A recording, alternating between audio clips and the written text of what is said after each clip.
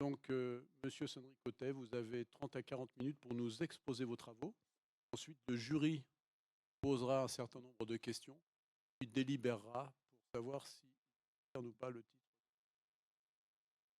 Merci. Merci à tous. C'est un moment un petit peu émouvant, surprenant pour moi. Je n'ai jamais fait de communication devant mes amis et ma famille. Encore un immense honneur. Je suis un petit peu ému. Vous savez que je ne suis pas très fort pour exprimer mes sentiments. Je vais quand même dire un petit mot pour tous ceux qui sont importants, qui ont été forcément, qui ont une part dans ma thèse. D'abord, c'est mon équipe Assanti. Sans vous, j'aurais eu beaucoup de difficultés. Vous réglez mon quotidien de manière tellement extraordinaire que j'ai pu me libérer pour faire autre chose. Donc merci de votre professionnalisme, merci de votre gentillesse, merci de votre patience, parce qu'il en faut avec moi. Pour celles qui ont été particulièrement impliquées dans cette thèse, un immense merci, parce que ça a été, sur le plan administratif, quelque chose de très compliqué. Merci beaucoup. Merci à mes collègues Assanti. Nous avons la chance, par nos aînés, d'avoir une culture scientifique extrêmement importante. Directrice scientifique vous le dira, on a battu un record cette année puisqu'on a plus de 80 publications PubMed qui viennent de Santi cette année en 2022, ce qui est exceptionnel. Ce qui m'a donné, moi, ce courage pour faire cette thèse. J'ai un merci très particulier à mon grand frère qui s'appelle Éric Noël. Quand j'étais externe, je jouais au foot avec lui et c'est lui qui a fait à peu près tout mon parcours. Il m'a dit à chaque fois où il fallait aller, c'est pour ça que je suis ici. Malheureusement, il nous quitte la semaine prochaine parce qu'il prend sa retraite. Éric, tu vas beaucoup me manquer. Merci à mes amis lyonnais, de la montagne. Vous m'apportez beaucoup, vous me permettez de rester dans la vie réelle. J'aime beaucoup nos rires, nos sourires, vos moqueries. Merci d'être ici, je suis très honoré. Merci bien évidemment à ma grande famille, mes parents m'écoutent, pour leur humanité exceptionnelle. J'ai une famille exceptionnelle de richesse. Merci à ma famille, à moi, à mes enfants, Victor, Juliette, ma femme. Tu sais, Juliette, que ta mère et moi, nous n'étions pas destinés pour être ici aujourd'hui. Nous avons travaillé pour l'obtenir. Nous sommes très fiers, vous avez choisi la même voie que nous. Nous sommes très honorés que vous choisissiez la médecine, qui est une véritable passion pour moi. Pour toi, Mado, je sais que j'aime beaucoup ce proverbe africain. Seul, on va plus vite, mais à deux, on va beaucoup plus loin. Avec toi, on est allé très loin. Je vous aime. J'espère que vous êtes tous bien assis parce que nous allons faire un voyage assez surprenant de plus de 25 ans qui va nous faire passer du genou au cerveau et vice-versa, avec bien évidemment au centre de nos discussions les patients victimes d'une entorse du genou. Alors l'histoire commence en 1999, je suis interne à Paris et grâce à Éric Noël entre autres, je fais un stage avec Pierre Chambat, qui à l'époque est une star du genou, fait de la chirurgie sportive et prothétique, et qui, je me rappelle, tous les jours, était obsédé par le flessum. Pour ceux qui ne connaissent pas ce qu'est un flessum, les anglo-saxons sont beaucoup plus pragmatiques, ils appellent ça un extension déficit. C'est-à-dire quand quelqu'un a une entorse du genou, pour des raisons qu'on n'arrive pas à expliquer, il n'arrive pas à étendre. On voit tous ces patients qui ont des béquilles parce qu'ils n'arrivent pas à étendre le genou, et donc on a un mécanisme réflexe a priori, qui fait qu'on fléchit le genou, et Pierre Chambat insistait beaucoup, tout le temps. Puis ensuite, je suis parti à Paris. J'ai poursuivi mon internat, mon clinica avec Gérard Saillant. C'était absolument pas le sujet, le flessum. J'ai appris beaucoup avec lui, notamment à la gestion des sportifs de haut niveau. Mais le flessum, c'était un sujet qui n'existait plus. Je passais à autre chose. Puis en 2003, j'ai eu une chance exceptionnelle. J'ai pu m'installer dans le groupe Santi avec Pierre Chambat et Gilles Vache. Et c'est très important parce que je me rappelle encore, j'étais allé voir Pierre Chambat. Je lui ai dit, qu'est-ce que vous me conseillez, monsieur ? Est-ce que vous pensez que je dois faire comme vous, la chirurgie du genou, c'est-à-dire sportive et ligamentaire et prothétique ? Pierre Chambat m'a dit, écoute, si tu veux exister, si tu veux devenir un expert, il faut que tu fasses que de la chirurgie ligamentaire et sportive. Et je me rappelle encore, je lui avais dit à l'époque, mais monsieur Chambat, est-ce que vous pensez que je vais pouvoir vivre correctement en ne faisant que de la chirurgie sportive ? Et je me rappelle de cette réponse magique que j'utilise encore maintenant beaucoup avec mes fellows. Je t'ai donné la solution. Maintenant, c'est ton problème. Donc, je suis allé voir Gilles Valch, qui était le deuxième mentor, et je lui dis, Gilles, Pierre me conseille de faire que de la chirurgie sportive et ligamentaire. Qu'est-ce que tu en penses ? Et Gilles m'a dit, c'est sûr que tu vas devenir un expert, Mais d'être un expert n'est pas suffisant. Parce que la particularité de l'expert, c'est de ne rien changer puisqu'il est un expert. Donc je lui ai dit, je ne comprends pas bien. Il m'a dit, écoute, si tu veux évaluer tes travaux, évaluer ce que tu fais à tes patients, il faut faire des publications avec des séries cliniques parce que c'est le seul moyen d'être objectif. Je me rappelle, je lui ai dit, Gilles, je ne sais pas publier. Il m'a dit, c'est ton problème, je t'ai donné la solution. Et donc, je me suis installé ensuite en 2003 avec Pierre Chamba. Quand on s'installe, les gens ne perçoivent pas, mais le stress absolu du chirurgien, c'est le geste technique, le geste chirurgical. On le reproduit beaucoup pour être à l'aise, mais on est complètement obsédé par ça. Est-ce que j'opère bien? Est-ce que j'opère correctement? Est-ce que ma technique est bonne? Et donc, on est complètement focalisé par ce geste technique et rien d'autre. Il n'y a que ça en permanence, et c'est pour ça que plus on a un volume important, plus on est à l'aise sur ce geste technique. Finalement, je dirais quasiment 2003 à 2019, j'ai pensé à rien d'autre que d'opérer, que d'avoir un geste technique précis, de faire en sorte que les patients aillent bien. Et puis en 2019, comme j'étais un peu plus à l'aise sur le plan technique, mon esprit s'est un peu évadé et je me suis dit, il faut que je me rappelle de cette phrase de Gilles Vache et il faut peut-être que je m'intéresse à la science. Donc j'ai commencé à, je dirais, libérer mon esprit de ce geste technique pour penser à autre chose, pour penser à analyser peut-être ce qui se passait en consultation et non pas être obsédé par le bloc opératoire. Et donc je me suis rappelé ce FLESSOM de Pierre Chamba de 1999 et je me suis dit, mais c'est vrai que Pierre Chamba insistait beaucoup sur ce FLESSOM, mais c'est vrai que moi qui ne fais que de la chirurgie sportive, j'ai un taux de FLESSOM qui est très important. C'est-à-dire que les patients sont victimes d'une entorse du genou, ils viennent dans mon cabinet, ils ont ce FLESSOM, mais pourquoi? Qu'est-ce qui se passe? J'avais remarqué aussi quelque chose de très simple. Ces mêmes patients qui n'arrivaient pas à éteindre le genou, lorsqu'on les mettait sous anesthésie générale au moment du bloc opératoire, ils retrouvaient l'extension. Donc on nous donne des clés quand on est jeune en disant il y a peut-être des blocages, un morceau de ménisque, quelque chose, mais je me suis bien aperçu que c'était faux, puisque sous anesthésie générale, quelle que soit la cause du FLESSOM préopératoire, les gens retrouvaient l'extension. Je me suis donc dit, il manque une pièce dans l'explication, il y a quelque chose que je ne comprends pas, et il faut que je creuse pour essayer de trouver. Alors comme toujours, la vie est faite que de rencontres, j'ai eu une chance extraordinaire, c'est que Pierre Chamba, depuis toujours, travaillait avec le Centre de rééducation d'Hauteville, qui est un centre public qui existe toujours dans l'Ain, avec deux personnages extraordinaires, Bénédicte Kellard, médecin rééducateur, et Olivier Rachet, kiné, assez génial. Tous les deux m'ont dit, on a eu le temps de penser parce qu'on était dans le public. Comme on a été dans le public, on n'était pas harcelé par l'activité.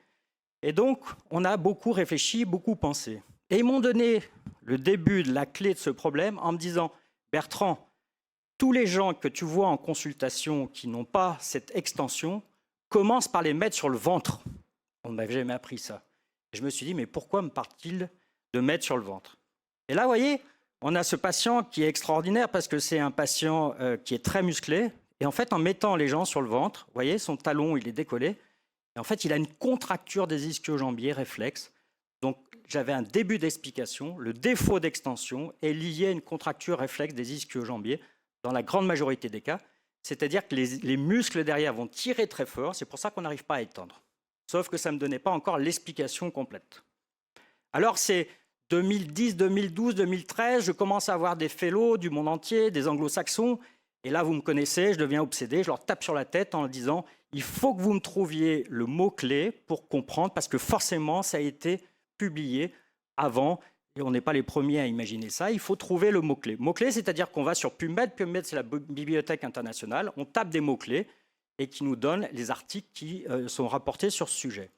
On a essayé pendant 3 ans, à peu près tout, ni extension déficit, FLESSOM, dans tous les sens, impossible de trouver. Et je me rappelle, je tapais en disant, c'est pas possible. Il faut qu'on trouve, forcément, quelqu'un a réfléchi dessus.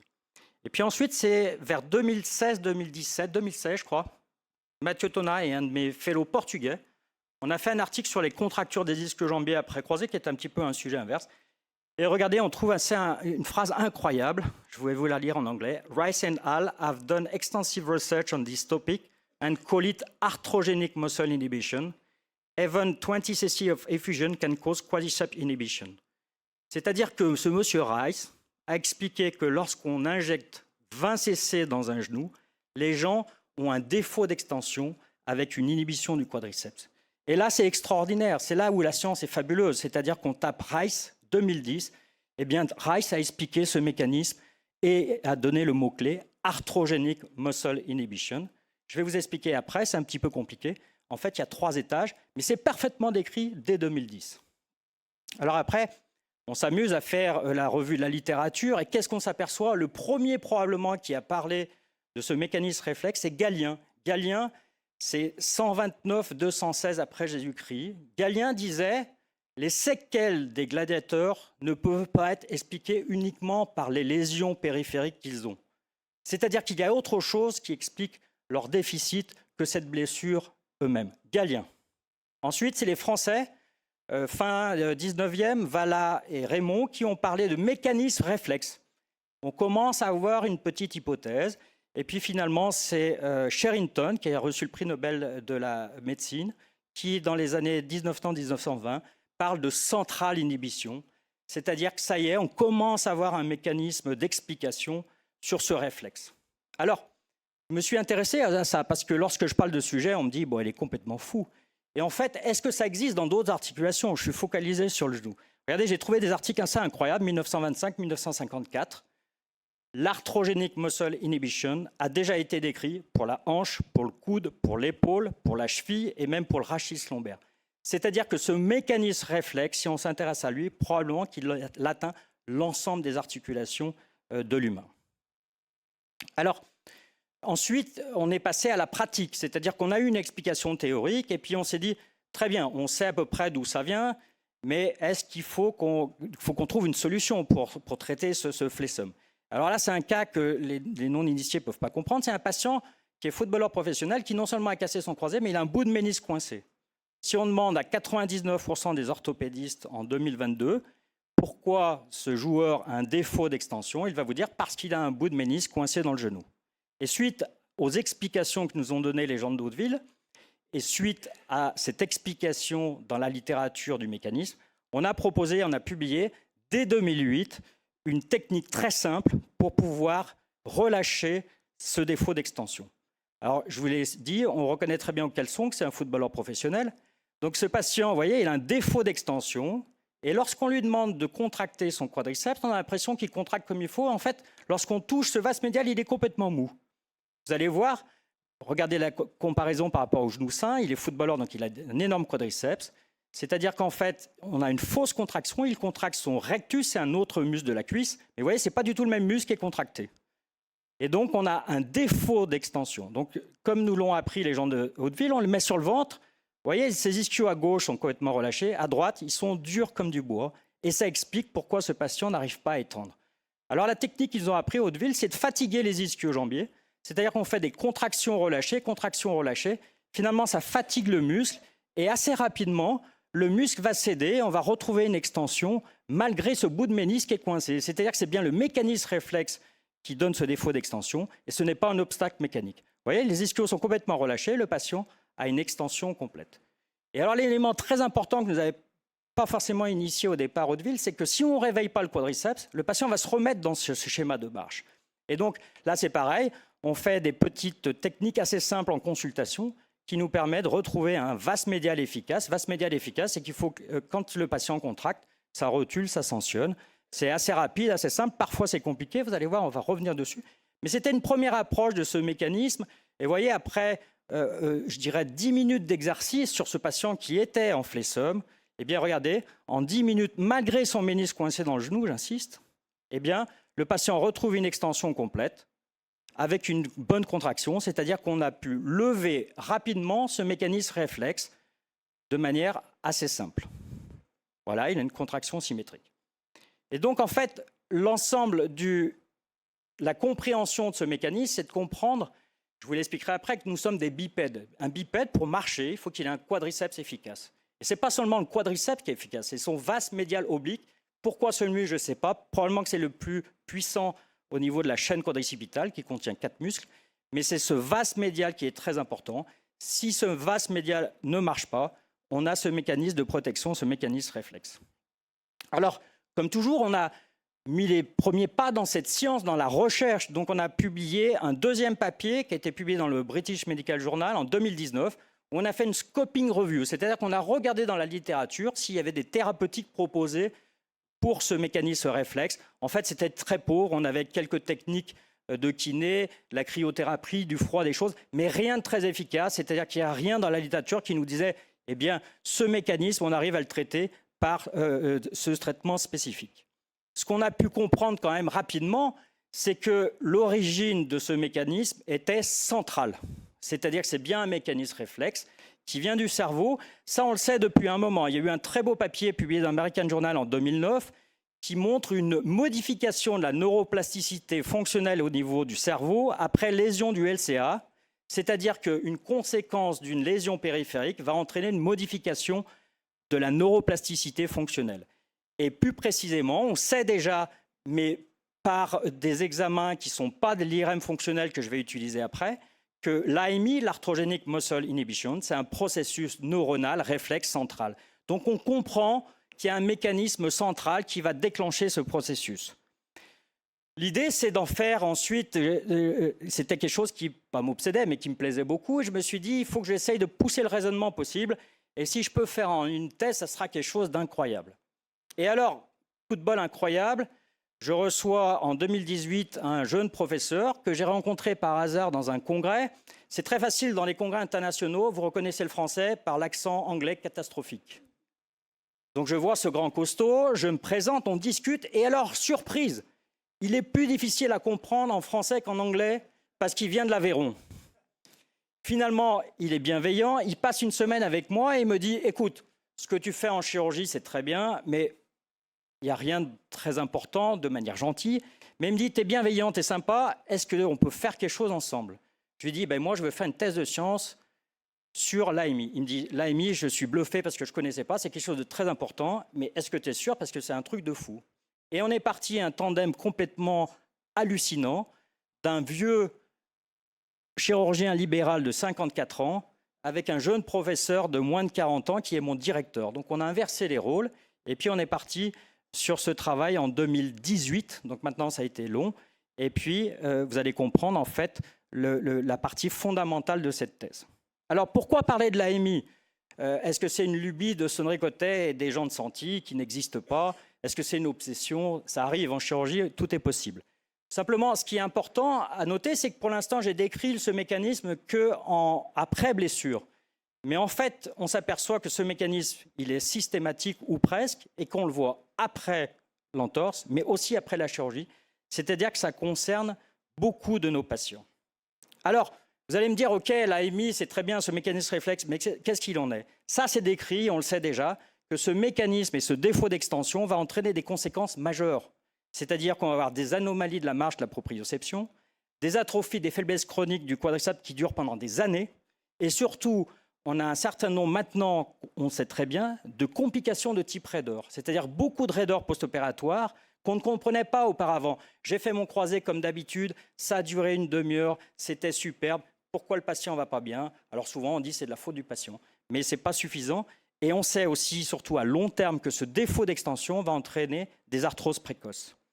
Alors avec Étienne, on s'est dit, il faut qu'on fasse un plan de bataille, parce que si on ne répond pas aux questions importantes, cette thèse de science n'a aucune valeur. Alors on s'est dit, déjà c'est un sujet compliqué, mais la base en médecine, c'est qu'on utilise tous la même classification.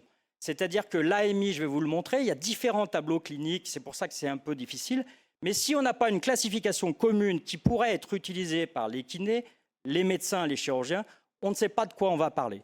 Donc on s'est dit, premier objectif, faire une classification de cette AMI. Deuxième objectif, c'est ce que je vous l'ai dit, est-ce que c'est une lubie de Sonnery Cotet ? Est-ce qu'il est délirant ? Eh bien, on va faire une étude simple, on va faire une étude prospective pour savoir l'incidence de cette AMI spécifiquement après rupture du LCA. Là, on conduit une deuxième étude pour l'analyser après la chirurgie. Troisième chose, existe-t-il, autre que la littérature, des thérapeutiques proposées pour ces inhibitions motrices ? Ça, c'est un travail qu'on a fait avec François Gabriel. Et enfin, dernière partie, la partie fondamentale, c'est la recherche, c'est-à-dire, c'est le projet conduit avec le service de neuroimagerie de Toulouse, c'est-à-dire, est-ce que c'est vraiment une altération d'origine centrale ? Alors, pour faire une thèse de science, c'est incroyable. Ça demande une implication, vous voyez, le nombre de labos qui a été mis en place. Haute-Santi, il y a eu l'INSERM, il y a eu ce centre de neuroimagerie, l'Université de Toulouse, bien sûr, le laboratoire dont dépend Étienne. le groupe Ramsay qui m'a aidé pour la finance. Et tout ça, c'est un process qui est extrêmement long. Déjà, il faut obtenir un CPP. CPP, c'est un comité de protection des personnes, parce que vous imaginez bien que vous ne faites pas une IRM cérébrale chez quelqu'un qui s'est cassé le genou. Donc il y a tout un processus législatif, administratif, qui a pris à peu près 6 mois. Et on a obtenu, avec joie, avec Étienne, le CPP en mai 2019, qui nous a permis de commencer l'étude clinique chez les patients. Notre idée, c'était d'étudier 2 groupes de patients victimes d'une rupture récente du LCA. Ceux qui arrivent à contracter normalement et ceux qui sont en inhibition motrice. Ces 2 groupes, on leur fait une IRM fonctionnelle pour essayer de voir si on peut dépister quelque chose. C'est la partie fondamentale de ma thèse. Alors, comme toujours, quand on fait un travail scientifique, il faut définir les objectifs et émettre une hypothèse. On ne fait pas une publication scientifique sans déposer ces 2 critères. Là, les objectifs étaient très clairs. Premier objectif, il fallait effectuer une mise au point sur l'AMI qui, malgré les conséquences que je vous ai décrites, est complètement inconnue par les kinés, par les médecins du sport et encore plus par les orthopédistes. Deuxième chose, c'était de déterminer pourquoi il y avait une très grande variabilité dans les patients qu'on voyait. C'est-à-dire qu'il y a, sur une journée de 10 entorses du genou, vous allez en voir 5 en inhibition, 5 qui ne le sont pas. Essayez de savoir pourquoi il y a une variabilité dans ces patients. Notre hypothèse, avec ce qui était déjà décrit dans la littérature, c'est qu'il existait a priori une modification de l'activation des aires cérébrales qui était présent dans ces populations avec l'inhibition motrice. Alors, on a fait cette classification qu'on a publiée dans VJSM. C'est un journal qui est très intéressant parce qu'on peut publier des vidéos. Et alors, on a déterminé une classification qui nous paraissait assez simple pour tout le monde, en 3 grades. Grade 1, c'est l'inhibition simple du vas médial. Grade 2, c'est l'inhibition du vas médial associée à cette contracture réflexe des ischio-jambiers. Et ce qu'il faut savoir, c'est quand ce mécanisme se pérennise, c'est-à-dire qu'au bout de plusieurs mois, il se passe un processus assez incroyable. C'est-à-dire qu'il y a une rétraction de la capsule postérieure et les gens sont définitivement en défaut d'extension. Et la seule solution, c'est de faire des chirurgies qui sont extrêmement extensives, c'est-à-dire qu'il faut aller couper tout ce qui se passe en arrière, proche des vaisseaux, ainsi de suite, parce que le mécanisme est figé et il n'est plus réductible. Dans cette classification, on a déterminé 2 grades. Un grade A, qui est la réduction possible pendant la consultation, c'est le petit exercice que je vous ai montré. Grade B, irréductible, qui demande une prise en charge spécifique par des kinés qui est souvent longue. Alors, un exemple tout simple, vous avez ici, regardez à gauche, une magnifique contraction du quadriceps avec une patiente qui élève son talon de la table, c'est-à-dire que son quadriceps marche tout à fait normalement. Regardez le mécanisme incroyable. À droite, elle vient d'avoir une entorse, elle relève le pied, elle relève un peu, mais elle a une sidération complète. C'est-à-dire que cette patiente est en inhibition motrice. Je peux vous assurer que si vous l'opérez, derrière, c'est une catastrophe. Ça s'appelle un AMI grade 1. Si vous arrivez à le réduire facilement en consultation, c'est 1A. Si vous n'y arrivez pas et qu'elle va passer des semaines chez le kiné, ça sera un grade 1B. Deuxième patiente, elle, c'est grade 2. Regardez, non seulement elle a un quadriceps qui ne marche pas, mais regardez, elle a un flessum, c'est ce que je vous ai dit au départ, c'est-à-dire qu'elle n'étend pas sa jambe ne marche pas. Et donc cette patiente, c'est un grade 2. Grade 2, c'est ce que nous avons expliqué les gens de Hauteville. Regardez, si on la met sur le ventre, effectivement, elle a une contracture réflexe de ses ischio-jambiers qui est majeure et qui va entraîner ce défaut d'extension. Regardez, c'est encore plus vrai chez ce footballeur, regardez, c'est exceptionnel. C'est-à-dire qu'il y a un mécanisme réflexe central qui va entraîner cette contracture et qui va empêcher l'extension. En fait, ce qu'il faut comprendre sur ces AMI grade 3, c'est ce que je vous ai dit, c'est qu'on est des bipèdes. Donc ça veut dire quoi? Ça veut dire que pour marcher, il faut avoir un quadriceps qui est efficace. Et si le quadriceps est inefficace puisqu'on est en inhibition motrice, eh bien il y a un système de compensation au niveau du cerveau qui va faire en sorte que vous pouvez marcher si vous avez par contre les chaînes postérieures qui sont contractées. Ça veut dire quoi? Ça veut dire qu'au lieu d'avoir le quadriceps qui marche, les patients restent debout parce qu'ils contractent les ischio-jambiers et les mollets. Je vais vous montrer un magnifique exemple. Et avec ces chaînes postérieures, ils arrivent à rester debout. Voilà un exemple majeur, c'est un footballeur professionnel. Il a eu un croisé avec 2 arthrolyses, mais il n'a pas été rééduqué comme il faut. Regardez, il est figé dans son flessum, il n'arrive pas à étendre, c'est chronique, on ne peut rien faire. Et donc la seule solution de ces grades 3, Donc vous allez voir, on voit très bien dans les escaliers qu'ils n'ont pas de quadriceps, c'est ça qu'ils n'arrivent pas du tout. Regardez, ils ne passent pas parce que le quadriceps ne marche pas. Par contre, il marche parce qu'il a ses chaînes postérieures qui sont contractées. Et alors, je vais vous faire peur. Voilà la chirurgie, ça ressemble à ça. C'est-à-dire qu'on est obligé d'aller couper tout ce qui se passe derrière, à proximité des vaisseaux. C'est des chirurgies tout à fait catastrophiques. On a très peur de le faire, mais c'est la seule solution. Alors ensuite, le deuxième plan de notre travail avec Étienne, c'était de se dire quelle est l'incidence de ce mécanisme. C'est ce que je vous dis. Est-ce que c'est une lobby de Santi? Est-ce qu'ils sont devenus fous? Donc on a fait, grâce à notre volume avec Benjamin, Mathieu et Jean-Marie, entre octobre 2021 et février 2022, on a regardé 300 patients consécutivement victimes d'une rupture du LCA qu'on a vu en consultation dans les 6 premières semaines après leur rupture du croisé. Là, c'est très simple. On me demande, mais comment vous pouvez évaluer? On a utilisé notre classification. C'est une classification clinique. On n'a pas besoin d'examen, on n'a pas besoin d'IRM. C'est juste clinique, c'est-à-dire on regarde ces patients dans quel stade ils sont. Et alors, regardez, c'est extraordinaire. 56% des patients qui sont victimes d'une rupture du LCA dans les 6 premières semaines ont une inhibition motrice. 56%, plus de 1 sur 2. Et de manière assez remarquable, on avait à peu près 50% de grade A, 50% de grade B. C'est-à-dire qu'on a autant dans chaque grade. Bien évidemment, ces patients sur les scores fonctionnels sont significativement moins bons. C'est-à-dire que ces gens partent déjà moins bien au niveau d'une éventuelle chirurgie. Et donc, vous comprenez bien que c'est une altération majeure. Alors, on a poursuivi, c'est-à-dire qu'on s'est dit, OK, plus 50% sont en inhibition motrice, mais finalement, avec ces petits exercices qu'on arrive à faire, combien arrive-t-on à en réduire? Eh bien, là encore, surprise, 80% des patients, avec les petites techniques que je vous ai montrées, on arrive à réduire leur inhibition motrice. C'est-à-dire qu'en fait, il reste 20% de ces 60% qui sont encore en inhibition, ce qui fait quand même au total, sur une population de 100 croisés rompus, 10 à 12% des patients qui risquent de nous faire des complications, et c'est quasiment ce qui existe dans la littérature.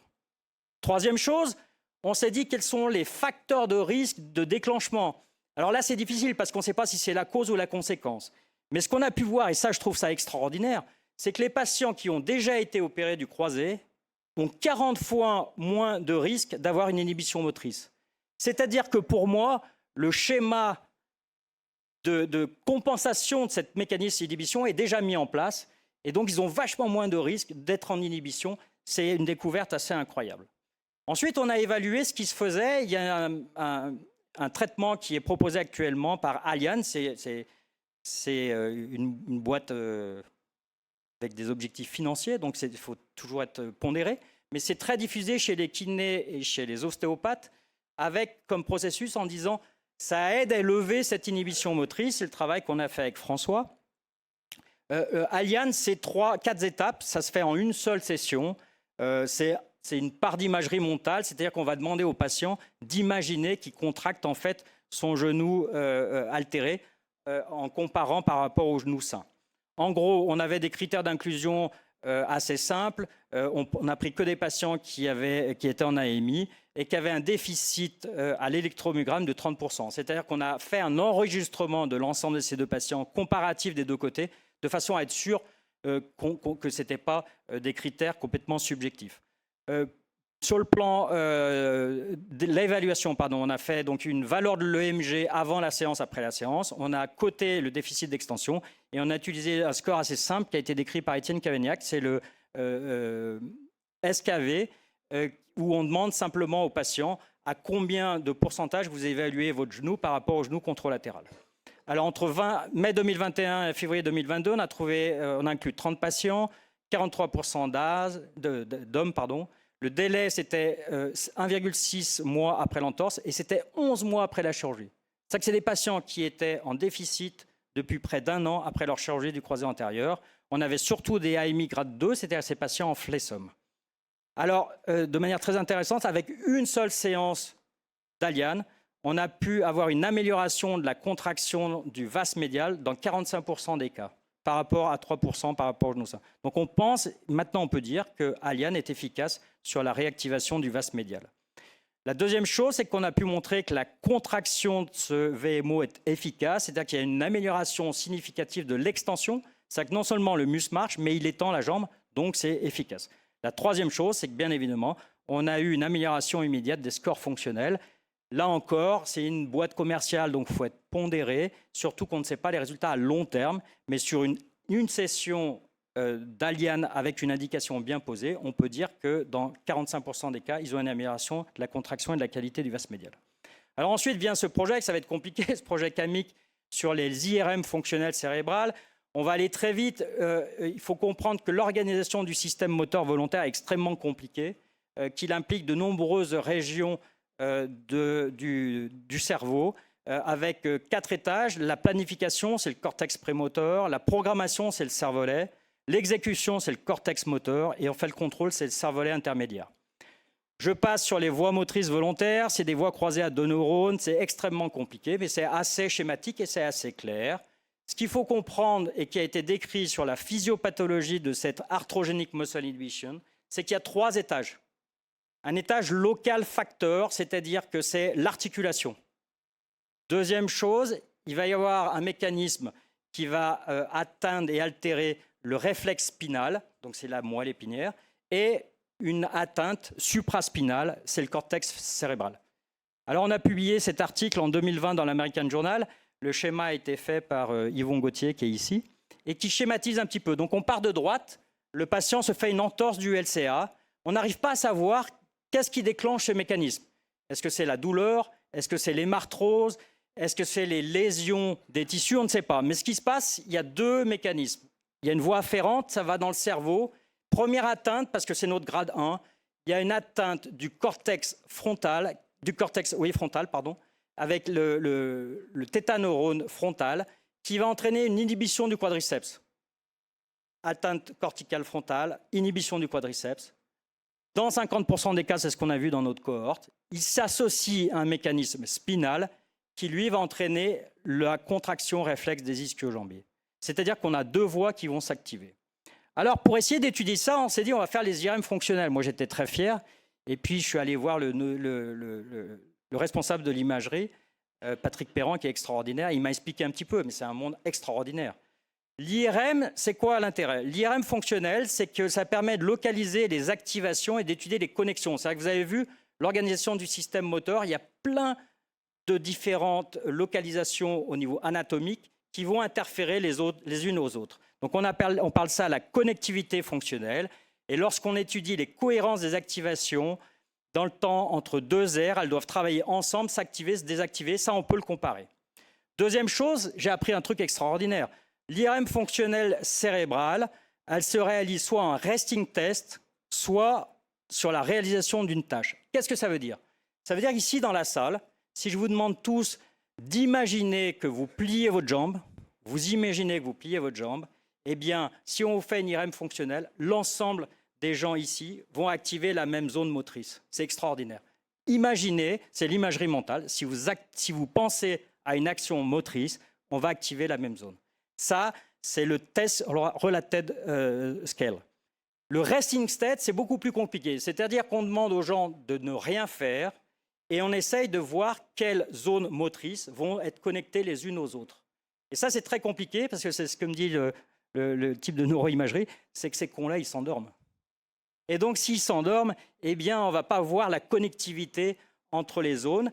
Il faut savoir que l'IRM fonctionnel, les gens ne doivent pas bouger. Alors, comment ça marche, l'IRM fonctionnel? L'IRM fonctionnel, ce qu'il faut comprendre, c'est que c'est l'hémoglobine. L'hémoglobine, en fait, quand on va demander au patient de faire une tâche, imaginez que vous pliez votre jambe, eh bien, qu'est-ce qui va se passer? Il y a une augmentation du substrat énergétique de 5%. C'est-à-dire qu'il faut que cette zone motrice, elle ait du sucre et de l'oxygène pour être activée, une augmentation de 5%. Et une augmentation de 5% du substrat énergétique pour que la tâche se fasse, c'est une augmentation du flux sanguin de 50%. Et en fait, l'IRM fonctionnel va détecter cet afflux de sang de 50% dans l'aire motrice spécifique et ils arrivent à localiser des zones qui sont en voxels, qui sont des zones millimétriques. Alors, notre étude, qu'est-ce qu'on a fait? On a pris 2 groupes de patients de sexe masculin âgés entre 20 et 30 ans. Très important, j'ai appris que la plasticité cérébrale, elle évolue toutes les 10 ans. Donc, si vous prenez un patient de 10 ans, à 20 ans, pardon, un patient à 40 ans, sa plasticité cérébrale sera différente. Ça a été très compliqué parce qu'il a fallu aussi inclure les gens qui faisaient la même activité sportive. Le tennisman ne va pas avoir la même plasticité cérébrale que le footballeur ou le rugbyman. Donc ça a été compliqué. Et on a choisi spécifiquement des patients droitiers pour pas qu'il y ait de complications dans les aires motrices. Et enfin, on avait 2 groupes avec ou sans inhibition motrice. Alors, entre octobre 2019 et mai 2022, les jeunes docteurs de sport, de médecins du sport du service de Étienne ont inclus les patients. Il y a eu 28 patients inclus qui ont été vus dans les 4 premières semaines après leur entorse avec rupture du croisé confirmée à l'IRM. C'était que des hommes, je vous l'ai dit, l'âge moyen de 23 ans avec un délai entre l'accident et l'IRM fonctionnel de 3 semaines, c'est-à-dire que c'était un délai court où on pense que la plasticité cérébrale ne va pas être très modifiée. Vous imaginez que si on fait l'IRM 6 mois après, ce n'est pas du tout la même chose. Donc je vous l'ai expliqué, on a fait 2 séquences. La séquence était la test related, on leur a demandé d'imaginer une flexion du genou, et le resting test, c'est-à-dire l'analyse de la connectivité entre les différentes zones motrices. Et alors, extraordinaire, on est toujours heureux quand on trouve quelque chose en médecine.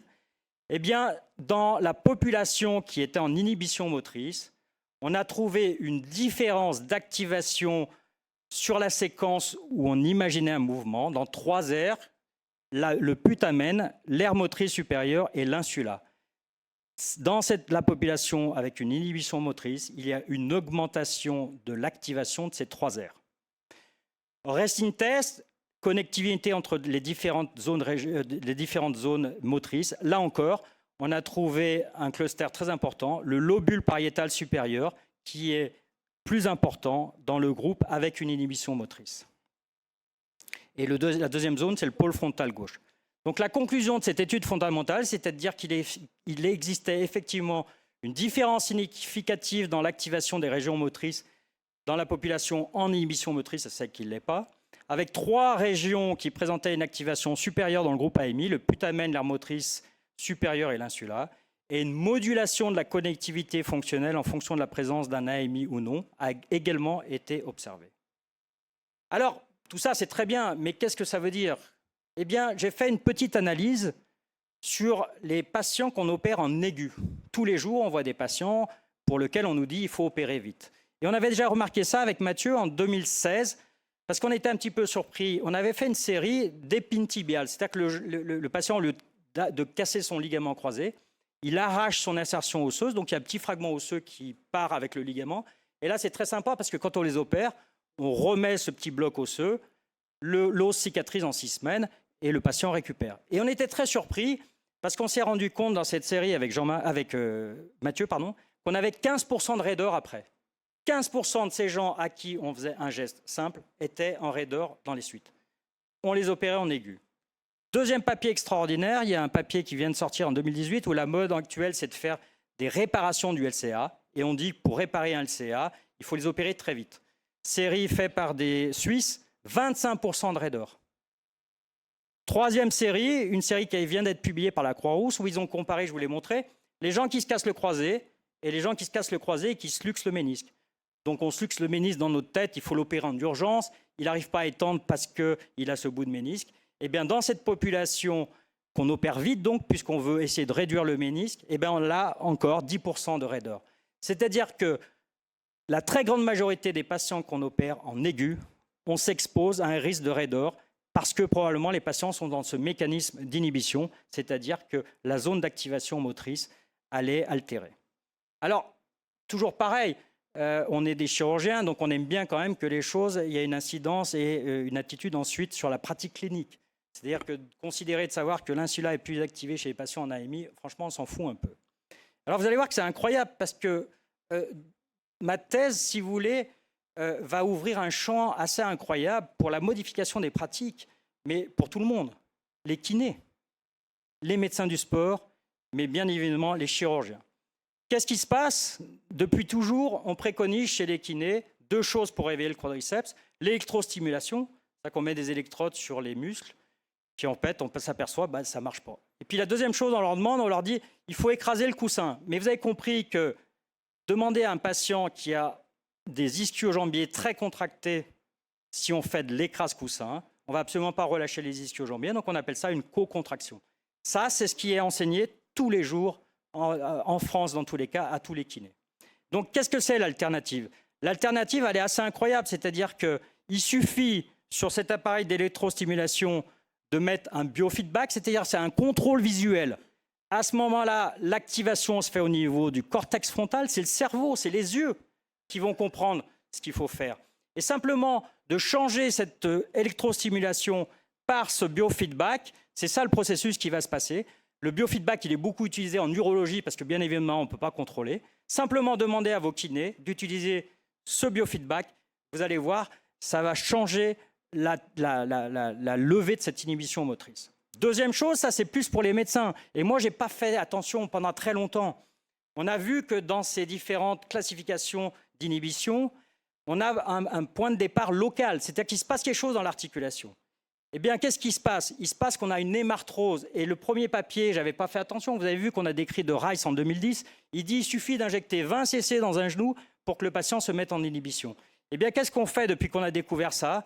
Eh bien, regardez, on fait une ponction de l'articulation. Ça, c'est un joueur de foot pro, regardez, il a un très beau vaste médial, il contracte très bien, il vient de casser son croisé, donc il me fout la pression, je veux me faire opérer demain. Donc regardez, inhibition complète, regardez son muscle, il ne marche pas du tout. Il a une inhibition complète de son quadriceps, je le ponctionne, je lui enlève 50 cc de sang. Le même patient, regardez, à la fin de la ponction, regardez son muscle qui se dessine de nouveau. Et regardez en extension. Eh bien là, je lui dis, je peux t'opérer cet après-midi. Ponction articulaire, levée d'inhibition. Troisième chose, c'est qu'il faut que tous les médecins utilisent notre classification. C'est-à-dire qu'il faut qu'on sache quels patients sont en inhibition et quel grade ils ont. Est-ce que c'est 1, est-ce que c'est 2, est-ce que c'est A ou c'est B? Si on l'utilise tous, on aura un langage commun et on pourra traiter mieux nos patients. Donc pour les patients, pour les chirurgiens, c'est ce que je vous dis, nous à Senti, on a complètement changé notre pratique. C'est-à-dire qu'on n'opère plus un patient s'il n'a pas retrouvé cette contraction du vaste médial. Soit on arrive en consultation, soit on n'y arrive pas. À ce moment-là, on les envoie en kiné, avec des kinés qui ont compris notre protocole, et on les revoit la veille. Moi, la veille, je les revois. S'ils contractent, je l'opère. Si le vaste médial est inhibé, ils rentrent chez eux. Un cas extraordinaire, c'est une patiente corse qui a été opérée d'une anse de saut, la même histoire que je vous ai dit, c'est-à-dire qu'elle avait le genou bloqué. Elle a été opérée rapidement parce qu'il fallait réduire son ménisque et faire son croisé. Elle a eu 2 arthrolyses, c'est-à-dire qu'on lui a fait 2 fois des chirurgies pour essayer de lui faire retrouver son extension. Elle est à 3 ans, elle a fait 1 an de centre.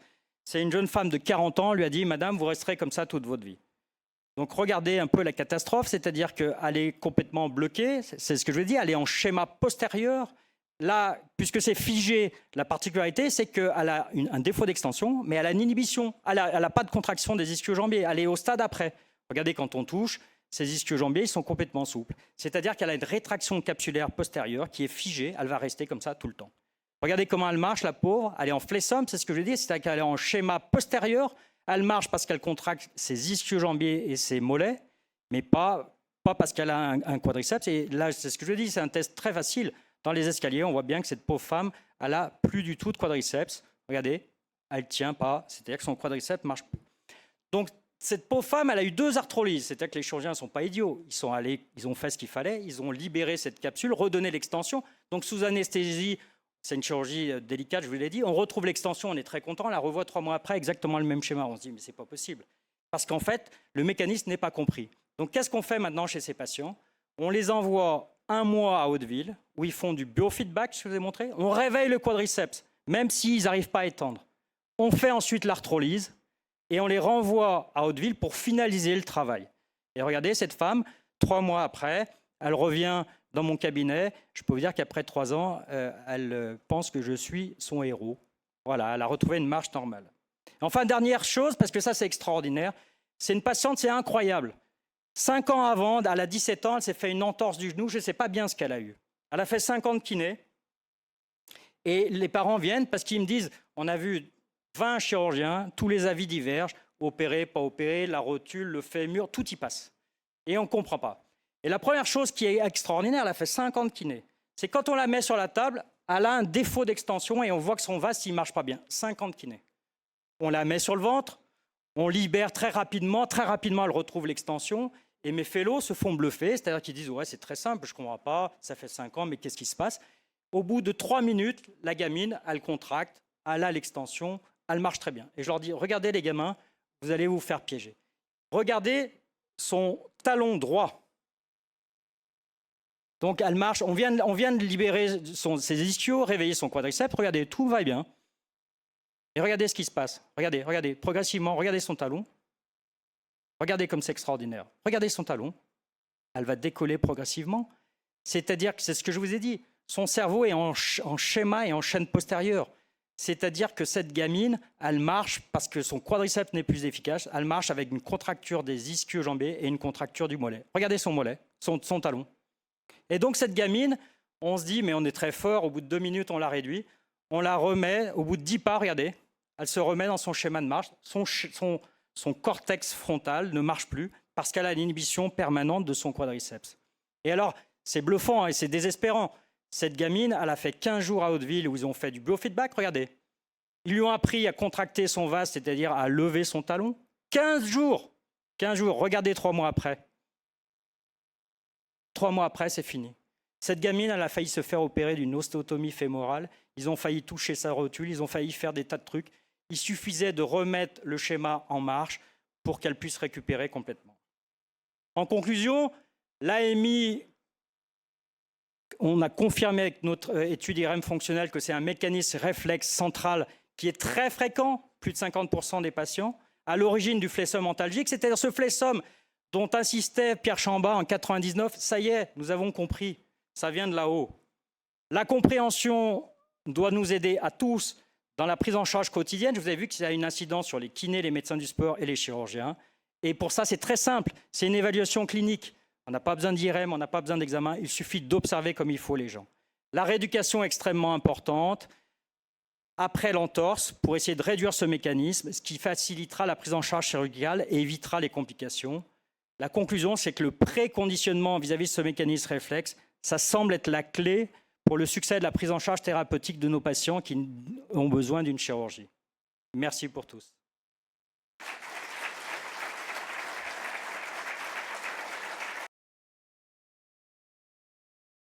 Bien, donc Bertrand, après délibération du jury, nous avons décidé à l'unanimité de te décerner le titre de docteur en sciences. Donc voilà, à partir de ce moment-là, tu es docteur en sciences. Tu as toutes nos félicitations pour la qualité de ton travail, également toutes nos félicitations pour ton parcours professionnel auquel tu as adossé un parcours scientifique de très haut niveau. Donc encore bravo. Et puis maintenant, profite. Voilà.